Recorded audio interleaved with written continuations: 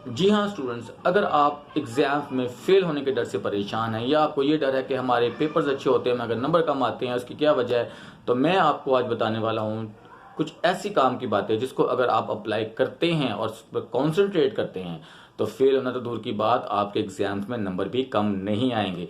जी हाँ, मैं लाया हूँ आपके लिए इस वीडियो में 3 ऐसे ट्रिक्स जिसको अगर आप इस्तेमाल करें और उसको अप्लाई करें तो आपके ना सिर्फ फेल होने का जो खौफ है वो ख़त्म हो जाएगा, बल्कि आपके पास होने की 100% गारंटी है। तो क्या है वो ट्रिक्स, देखते हैं इस वीडियो में। तो जुड़े रहें हमारे वीडियो में आखिर तक। और अभी तक अगर आपने हमारा चैनल सब्सक्राइब नहीं किया है तो इस चैनल को फौरी तौर पे सब्सक्राइब करें, लाइक करें, शेयर करें, क्योंकि आपकी लाइकिंग ही हमारी असल अर्निंग है। तो देखते रहिए मेरा यूट्यूब चैनल इंग्लिश सबके लिए बाय सर अरशद अली और बने रहे हमारे इस वीडियो का हिस्सा।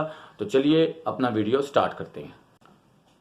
जी जनाब, जब कभी आपके सामने आपके रिजल्ट की मार्कशीट आती है तो आप हैरान होते हैं देखकर, हमने पेपर तो बहुत अच्छे किए थे, बहुत अच्छी तरीके से तैयारी की थी, एग्जाम्स भी अच्छे हुए थे, लेकिन क्या वजह है हम फेल हो गए या हमारे नंबर्स कम आए।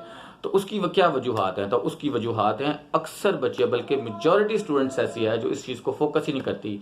सबसे पहली चीज़ तो ये है कि आप लोगों ने, जब आप लोग अपना पेपर कंप्लीट करते हैं उसको इन्विजिलेशन के हैंड ओवर करने से पहले उसको एक दफ़ा रीड आउट नहीं करते। सबसे पहले जब तक आप अपना पेपर खुद से रीड आउट नहीं करते, रीड नहीं करते, उसको दोबारा से पढ़ते नहीं हैं, तो और उसे उसे उसके बगैर ही अगर आप उसके हैंड ओवर कर देते हैं इन्विजिलेटर के और फिर वो आगे फॉरवर्ड करता है आपके एग्जामिनर के पास, तो बहुत सी मिस्टेक्स ऐसी होती हैं जिसको आपने रियलाइज नहीं किया होता, व्यू नहीं किया होता और वो एग्जामिनर के पास ले जाती है। याद रखें, जब भी पेपर इन्विजिलेटर के हैंड ओवर करें इस बात को मेक श्योर कर लें कि आपके पेपर्स में कोई मिस अप्रोप्रिएट वर्ड तो नहीं है, कोई स्पेलिंग मिस्टेक्स तो नहीं है, कोई इमला की गलतियां तो नहीं है, क्योंकि बहुत सी इमला की गलतियां ऐसी होती है जो आप कर जाते हैं लेकिन आप उसको रियलाइज नहीं कर पाते। इसलिए सबसे पहले अपना पेपर ख़त्म करने से पहले उसे खुद एक दफ़ा थॉरोली पढ़ लें, क्योंकि अगर वो पेपर आप खुद नहीं पढ़ सकते तो फिर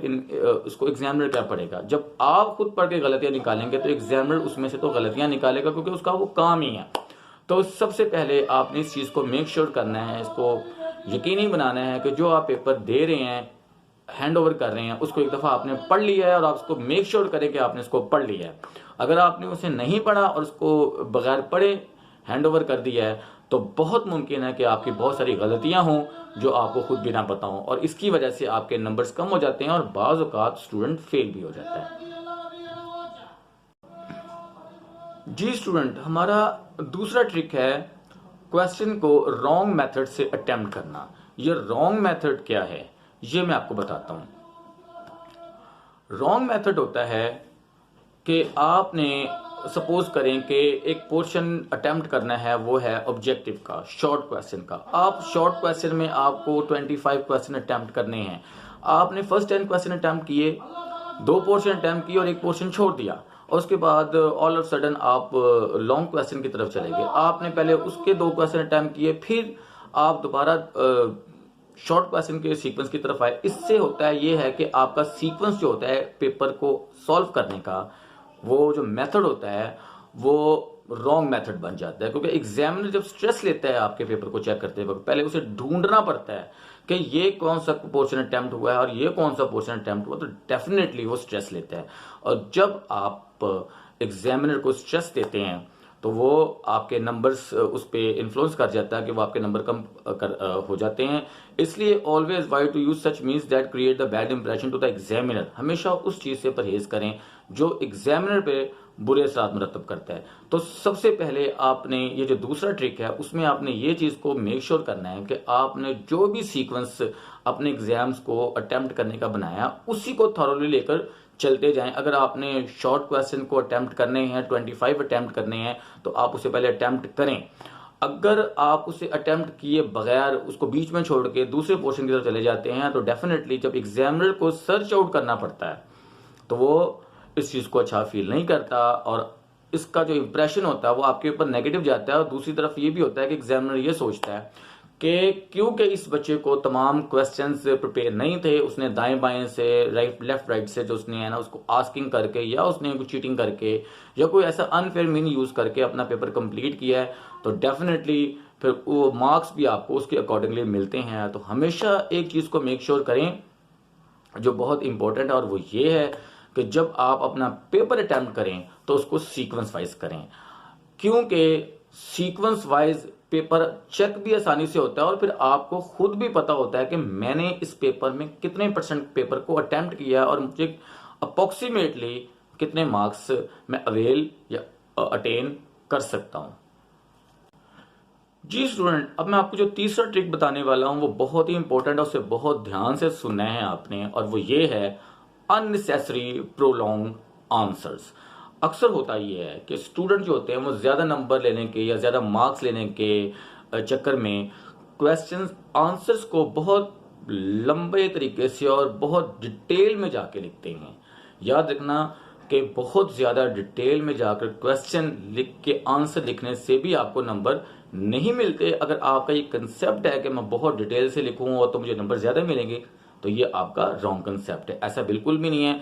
आपने जितना क्वेश्चन प्रिसाइसली प्रिपेयर किया हो और जितना उसको अच्छे तरीके से लिखा हो, क्योंकि हम देखते हैं कि बच्चे बहुत ज्यादा डिटेल से लिखने के लिए, और समटाइम तो स्टूडेंट क्वेश्चन करता है कि ये जो पार्ट है वो कितना लंबा होना चाहिए, इसमें 2 पेज काफी हैं, 3 पेज। अगर आप उसको एक पैरामीटर तय करेंगे कि ये क्वेश्चन इतने वर्ड्स पर होना चाहिए, जब तक क्वेश्चन की डिमांड नहीं है, जो आपकी क्वेश्चन शीट के ऊपर जो डिमांड नहीं है कि ये इतने वर्ड्स पर होना चाहिए, तब तक आप अननेसेसरी डिटेल से परहेज करें, क्योंकि अननेसेसरी डिटेल भी एग्जामिनर को कंफ्यूज करता है। कैसे कंफ्यूज करता है? वो ऐसे करता है कि बाज दफा ये होता है कि आप क्वेश्चन अटेम्प्ट कर रहे होते हैं कोई और, सपोज करें क्वेश्चन नंबर बी अटेम्प्ट कर रहे हैं, और जो ए क्वेश्चन था, जो क्वेश्चन नंबर 1 था, वो उससे रिलेटेड था। क्वेश्चन पढ़ते पढ़ते एग्जामिनर समटाइम ये भूल जाता है कि उसने कौन सा क्वेश्चन अटेम्प्ट करना था, कितने मार्क्स का था, कौन सा पोर्शन था। इसलिए बहुत ज्यादा जब डिटेल आ जाती है तो वो एग्जामिनर को कंफ्यूज करता है, और जब आप एग्जामिनर को कंफ्यूज करते हैं तो वो कंफ्यूजन में आपके मार्क्स को काट भी लेता है, आपके मार्क्स की कटिंग होती है। मैं आपको बल्कि 100% बात बता रहा हूं कि ऐसा होता है, क्योंकि हमारे जो सिस्टम है, हमारा एजुकेशन सिस्टम है, उसमें टेस्ट सेशन, मंथली टेस्ट और इस किस्म के बहुत सारे टेस्ट तो ले लिए जाते हैं, लेकिन how to attempt a board paper, क्या पैटर्न होना चाहिए, क्या सीक्वेंस होना चाहिए पेपर अटेम्प्ट करने का, ये नहीं बताया जाता।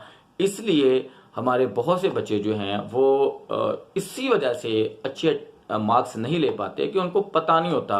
वो शायद यही समझते हैं कि क्वेश्चन को जितना ज्यादा डिटेल में जाके लिखेंगे, जितना ज्यादा लेंथी लिखेंगे, हमें उतने नंबर मिलेंगे। हमेशा प्रिसाइसली आंसर्स लिखें। आपके प्रिसाइसली आंसर्स को जो लिखे होते हैं, आप मेक श्योर कर लें इस बात को कि एग्जामिनर आपको उसके नंबर देता है, वो आपके नंबर नहीं काटता। हमेशा आपने एग्जामिनर की सिंपैथी लेनी है, ना कि उसे आपने स्ट्रेस देना है। जब भी आप एग्जामिनर को, जिस भी जगह पे आप एग्जामिनर को स्ट्रेस देंगे, आपके मार्क्स कटेंगे। तो स्टूडेंट, ये थी हमारी आज की वीडियो। उम्मीद करते हैं कि आपको ये वीडियो पसंद आई होगी। अगर आपको ये वीडियो पसंद आई है तो लाइक करें, शेयर करें, और अपने कमेंट बॉक्स में बताएं कि आपको और किस तरह की वीडियोस चाहिए, ऐसी वीडियोस चाहिए या नहीं। अगली वीडियो में मैं आपको बताने वाला हूं how to attempt a board के पेपर के जो अप्रोप्रिएट रूल्स हैं वो क्या हैं। चलिए मिलते हैं अगली वीडियो में। अगर इस वीडियो में कुछ देखकर आप कुछ समझ जाएं तो ये समझ लें कि मेरी जो मेहनत थी वो आपके काम आ गई।